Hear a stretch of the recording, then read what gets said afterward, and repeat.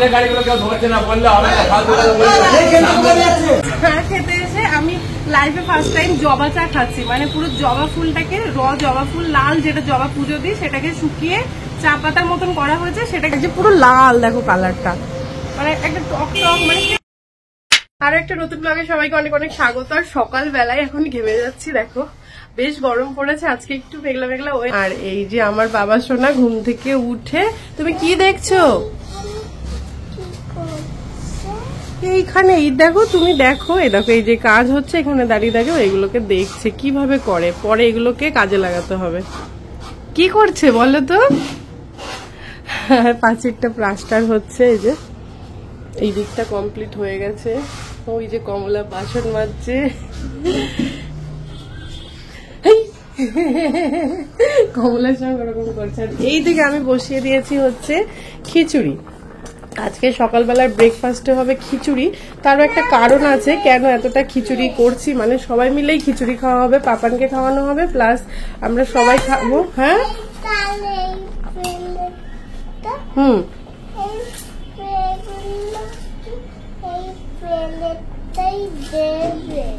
না, ওগুলো দেবো না, ওটা এমনি রেখেছি।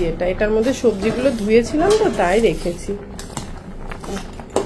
তো সবাই খিচুড়ি খাওয়া হবে, তো সেই জন্য একবারে বেশি করেই বসিয়ে দিয়েছি খিচুড়ি। আর এই দেখো সবজি নিয়েছি, সকালে সবজিওয়ালার কাছ থেকে মোচা নিয়েছি, এগুলো কালকের জন্য, কালকে রান্না হবে।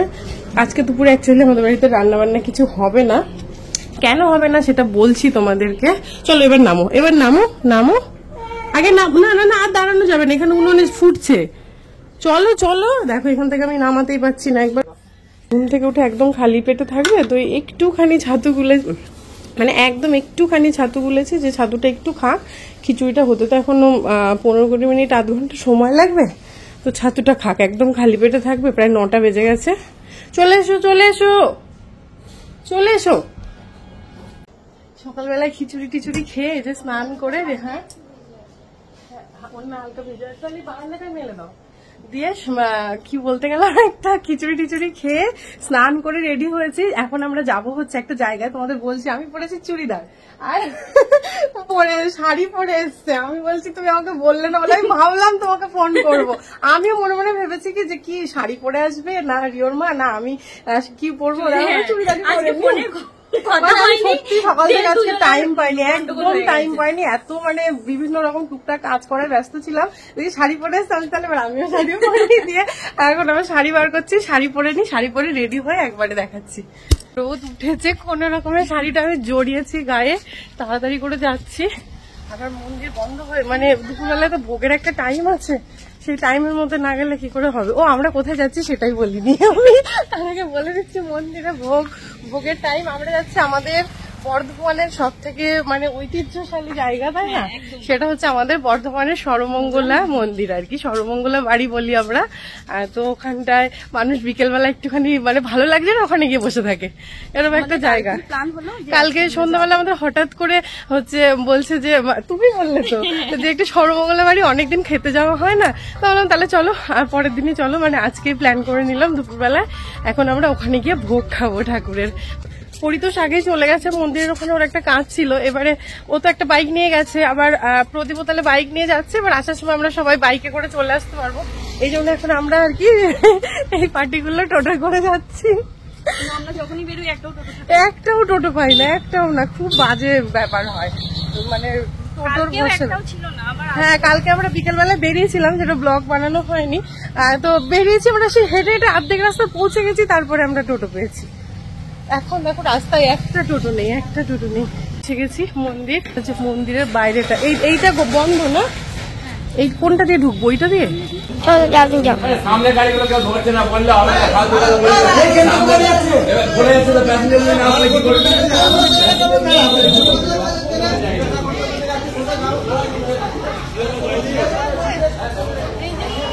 সর্বমঙ্গলা মন্দির, তাই না?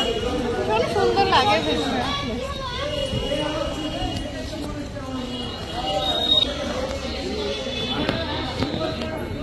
করতে বসে যাইছে।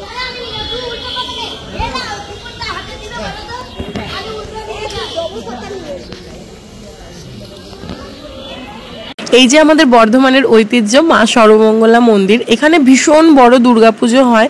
মানে দুর্গাপুজোর সময় একটা অন্য রকমেরই উৎসব হয়, মানে ট্র্যাডিশনাল যে পুজো সেই পুজোটা এখানে হয়। আর প্রত্যেক দিনই মায়ের পুজো হয়, দুপুরবেলা যেরকম ভোগ হয় সন্ধ্যাবেলায় পুজো হয়। তো ওই এখানে বিয়েও হয়, মানে এখানে বিয়ের সুন্দর করে জায়গা আছে, মানে যারা চায় আর কি মন্দিরে বিয়ে হবে, মানে এই সর্বমঙ্গলা মায়ের মন্দিরে বিয়েও হয়। তো আমরা আজকে ওই যে বললাম প্ল্যান করেছি দুপুরবেলায় মায়ের ভোগ খাবো। প্রতিদিন এখানে ভোগ খাওয়ার ব্যবস্থা থাকে, মায়ের ভোগ হওয়ার পরে যারা যারা চাইবে, কিন্তু সকালবেলায় 8টা সাড়ে 8টার মধ্যে টিকিট কেটে নিয়ে যেতে হয়।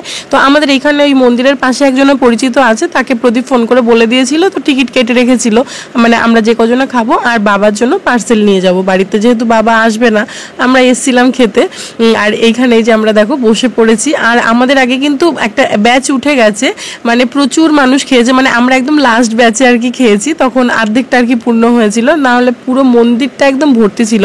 নাট মন্দিরই বোধহয় বলে, যেখানে বসে আর কি খাওয়ানো হয়।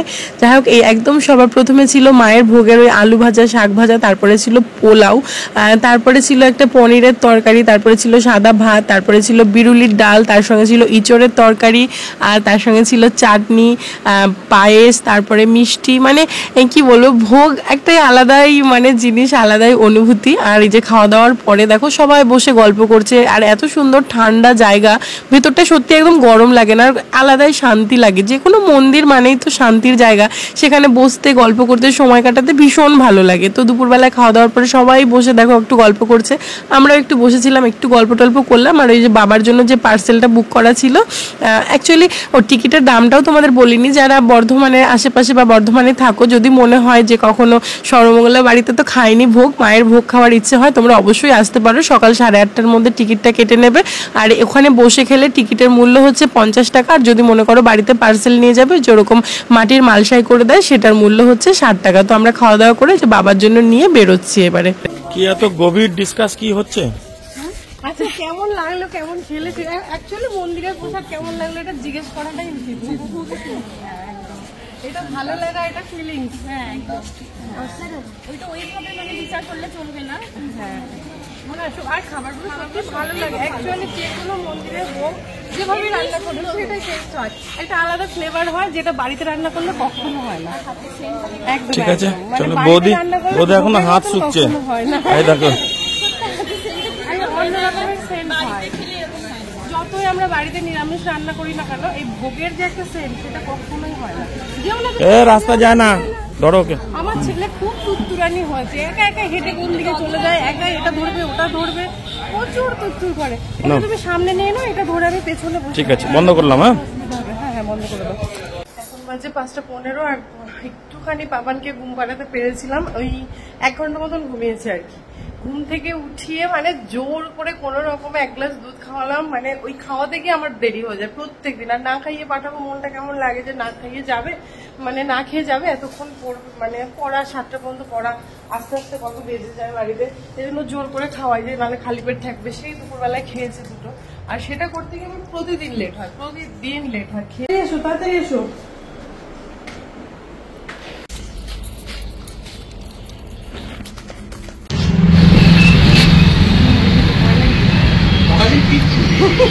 ভয় লাগবে, আমার অনেকদিন থেকে ইচ্ছে ছিল। ধরো,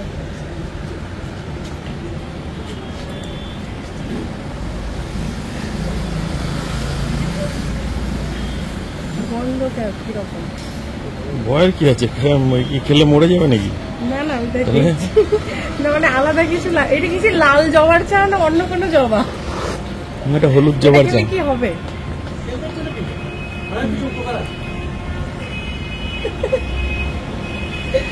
জবা চা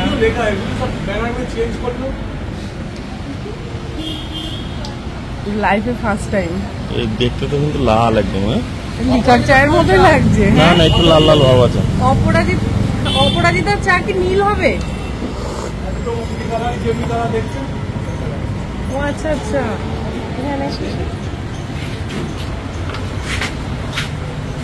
ও এই দেখো নীল অপরাজিতা ফুল এরকম ভাবে শুকিয়ে রাখা, মানে এই জবা চাটা এরকম জবা শুকিয়ে রাখা ছিল। ওই দেখি, তাই তো, এই দেখো, মানে এটা জবা ফুলের শুকনো। দারুণ তো ব্যাপারটা। আমি তো ভেবেছি অন্যরকম কিছু ফ্লেভার মেশানো। মানে এটা কি করলে মানে এই গরম জলে দিতে হবে। মানে এটা চা পাতা দাওনি, মানে যেটা যে চা গাছের চা পাতা দাওনি, মানে এই যে জবা ফুলটাকে গরম জলে চুবিয়ে দিয়ে দিয়েছে। দারুণ তো, বোঝা যাচ্ছে কিন্তু, তাই না?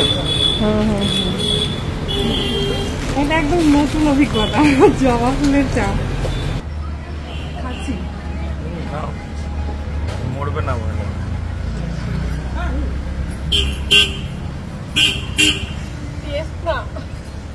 টেস্টি না, হালকা একটু টক টক লাগছে কিরকম।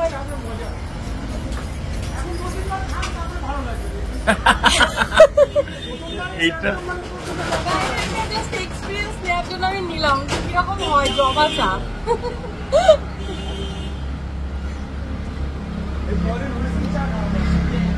হুইস্কি চা মানে এটা না, মানে কিরকম লাগছে বলো তো?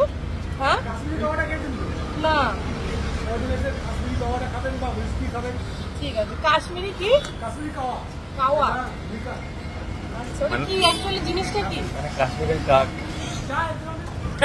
ওদের বলে কাশ্মীরের কাক। খেতে এসে আমি লাইফে ফার্স্ট টাইম জবা চা খাচ্ছি। মানে পুরো জবা ফুলটাকে, জবা ফুল লাল যেটা জবা পুজো দিই সেটাকে শুকিয়ে চা পাতার মতন করা হয়েছে, সেটাকে জাস্ট গরম জলে ভিজিয়ে এটাকে করা হয়েছে, ঠিক আছে।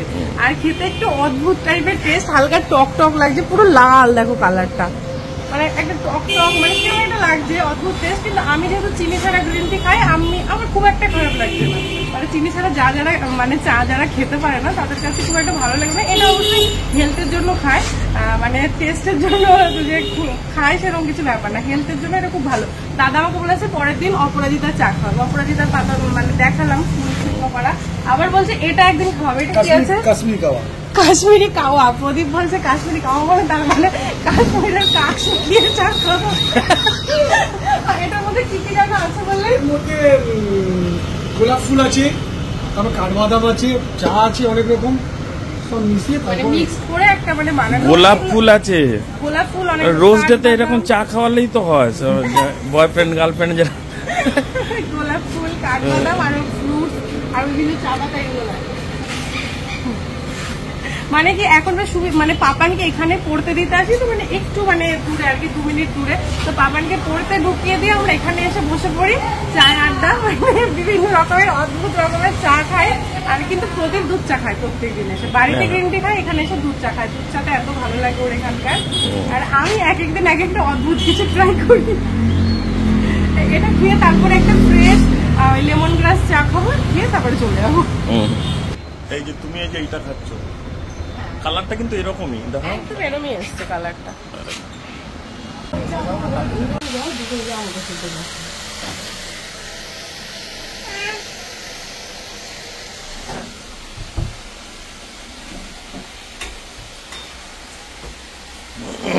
অতিরিক্ত গরম, মানে প্রচন্ড গরম লাগছে, প্রচন্ড। এই যে নোংরা করেছে সেটা দেখো, মানে প্রত্যেকটা কাজের সময় পায়ের সামনে হাতের সামনে দৌড়ে দৌড়ে যে একটা কাজ করবে সেটার কোনো উপায় নেই।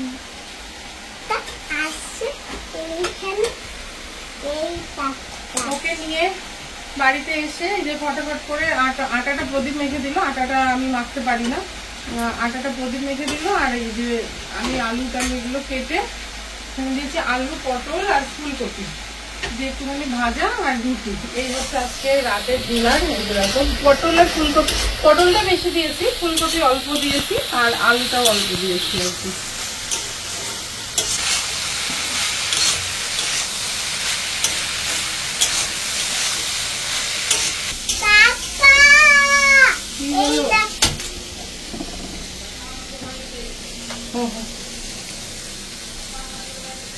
ওই দেখ ঠাম্মি কি বলে,